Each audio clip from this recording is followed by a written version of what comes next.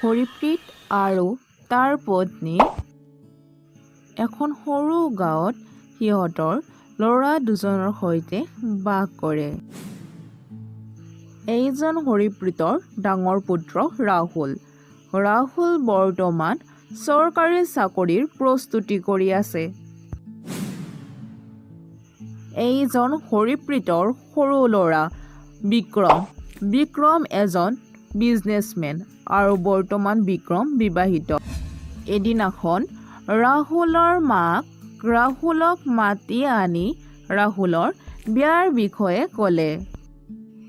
বাবা, তই কি ভাবিছা? বুজিছোঁ তই চৰকাৰী চাকৰিৰ প্ৰস্তুতি কৰি আছা, কিন্তু বয়সটোতো ৰৈ নাথাকিব। বুজিছোঁ মা, তুমি চিন্তা নকৰিবা। মই চাকৰিটো পোৱাৰ লগে লগে বিয়া কৰাম দিয়া। তুমি চিন্তা নকৰিবা। এইগৰাকী আকৌ মিছেছ শইকীয়া। এখেতৰ এজনী ধুনীয়া ছোৱালী আছে, কিন্তু তাই বহুত মৰ্ডান, যাৰ বাবে মাকে তাইৰ বাবে দৰা বিচাৰি আছে।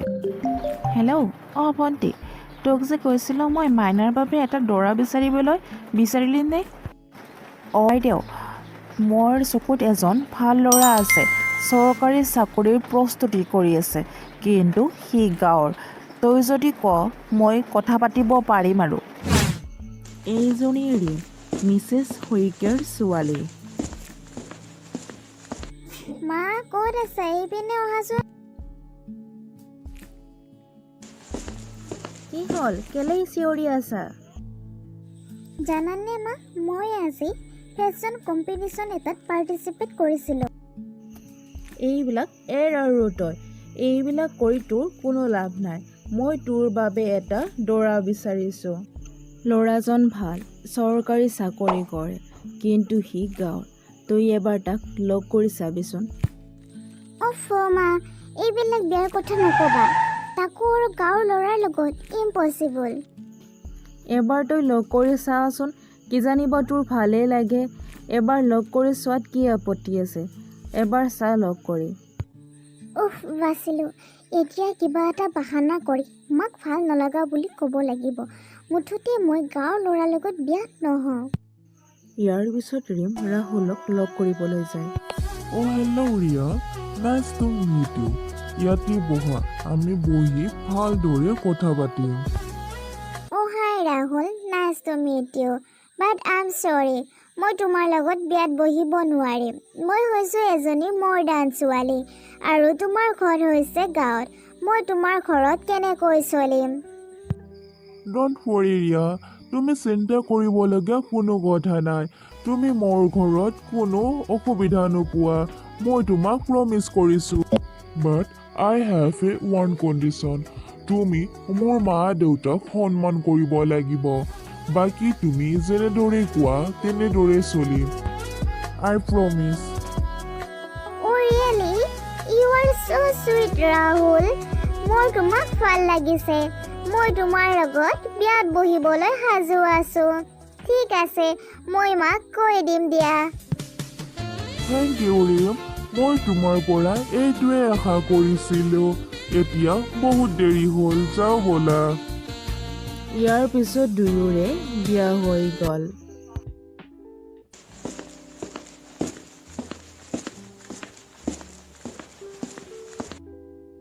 আৰে বাইদেউ, আপুনি এইবিলাক কি পিন্ধিছে?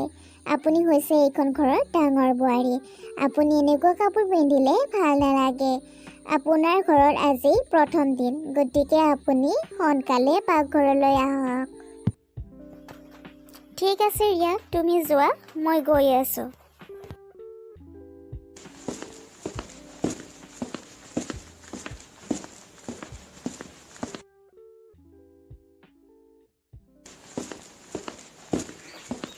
কি কৰিম এতিয়া? মইতো একোকে কৰিব নাজানো। কি বনাম? আইডিয়া। ৰীমৰ মনলৈ এটা আইডিয়া আহিল। যেনেদৰে ৰীম ঘৰত আগতে মাক নোহোৱা হ'লে জমেট'ৰ পৰা খাদ্য অৰ্ডাৰ কৰিছিল, ঠিক তেনেদৰে ইয়াতো জমেট'ৰ পৰা খাদ্য অৰ্ডাৰ কৰি দিলে। আৰে বাবু, বঢ়িয়া হৈছে। বাইদেউ আপুনি ইমান ধুনীয়া খাদ্য বনাব জানে। বিক্ৰমেতো আপোনাৰ তাৰিফ কৰি কৰি ততেই পোৱা নাই। মোকো শিকাই দিবচোন কেনেকৈ বনায়। আৰে ৰিয়া, এইবিলাক মই বনোৱা নাই। মই জমেট'ৰ পৰা ফোনত অৰ্ডাৰ কৰি দিছিলোঁ, সেইবাবে সোৱাদ হৈছে। কিন্তু বাইদেউ বাহিৰৰ খাদ্য আনহেল্ডি হয়, গতিকে আপুনি কেলে বাৰু বাহিৰৰ পৰা অৰ্ডাৰ কৰি দিছে? আপুনি কিয় নবনালে? অঁ ফুৰিয়া, ভাবাচোন যদি মই ঘৰতে বনালোহেঁতেন তেতিয়াহ'লে খৰচ আৰু কষ্ট দুয়োটা হ'লহেঁতেন। এইবিলাক কথা শুনি ৰাহুলৰ মাক বোৱাৰী দুজনীৰ কাষলৈ আহে আৰু ডাঙৰ বোৱাৰী কয়, বোৱাৰী, আজি তোমাৰ এইখন ঘৰত প্ৰথম দিন, গতিকে তুমি এইটো কেনেকুৱা কাপোৰ পিন্ধিছ?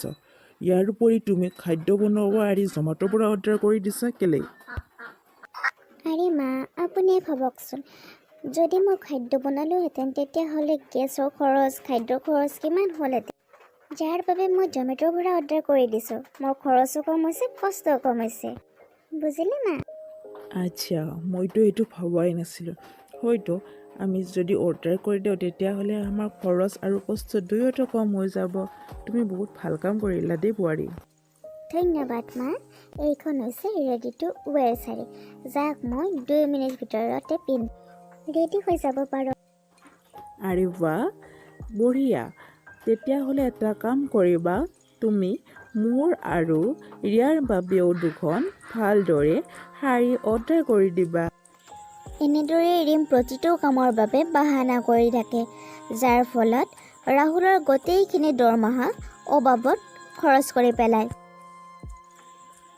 আন এদিনাখন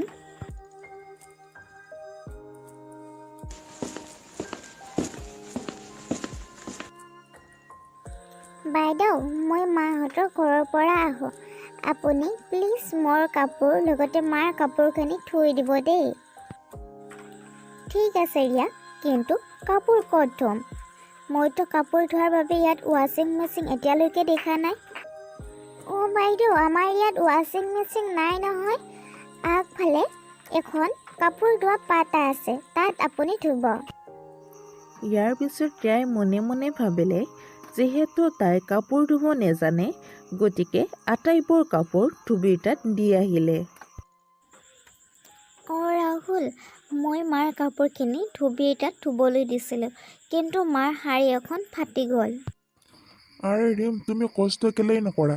তুমি এনেদৰে পইচা খৰচ কৰি থাকিলে বিপদৰ সময়ত খৰচ কৰিবৰ বাবে আজি আমাৰ হাতত এটকাও নাই।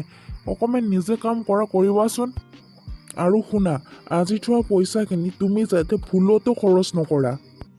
ইয়াৰ পিছত ৰিম ৰাহুলৰ মাকৰ ওচৰলৈ আহে আৰু কয়, মা, কালি মোক ৰিয়াই আপোনাৰ কাপোৰখিনি ধুবলৈ দিছিল। মই ধুবিক ধুবলৈ দিছিলোঁ, কিন্তু তাত আপোনাৰ এখন শাৰী ফাটি গৈছে। হে ভগৱান, ৰাহুলে এইজনী ক'ৰ পৰা আনিলে ঐ? একোকে কৰিব নেজানে। শাৰীখনো মোক ধুবিক দি ফটাই দিলে, কি হ'ব? আৰে মা, সেইখন শাৰী আপোনাৰ বহুত বছৰ পুৰণি হৈছিল। আপুনি সেইখন শাৰী 1000 টকাত আনিছিল, কিন্তু ধুবিয়ে বেয়া কৰাৰ বাবে সেইখন শাৰীৰ বাবে 1500 টকা দিছে। গতিকে আপোনাৰ ভালহে হৈছে, কেলৈ দুখ কৰিছে?